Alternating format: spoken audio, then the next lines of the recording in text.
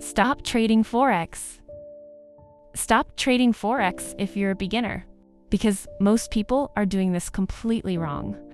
In this video, I'm going to show you a simple way to trade Forex that can turn a small account like $10 into your first profit. And no, you don't need indicators or experience.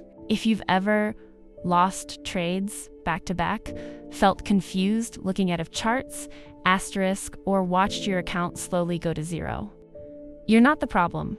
You were just never shown a simple strategy. Forex is just buying and selling currencies. When price goes up, you make money buying. When price goes down, you make money selling. That's it. But the mistake beginners make is entering trades randomly. Here's a simple beginner strategy. Step 1. Wait for price to trend. Don't trade sideways markets. Wait until price is clearly going up or down. Step 2. Look for pullbacks. Price never moves straight. It pulls back. Step 3. Enter after confirmation. Wait for price to start moving back in the direction of the trend. That's your entry. So instead of chasing the market, you're letting it come to you. Let's say price is going up instead of buying at the top.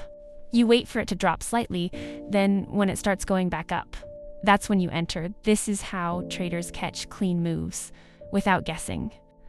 Now here's what most beginners ignore. Risk management. Never risk your whole account on one trade. If you're starting with $10, only risk a small amount per trade, because the goal isn't to get rich in one trade. It's to stay in the game.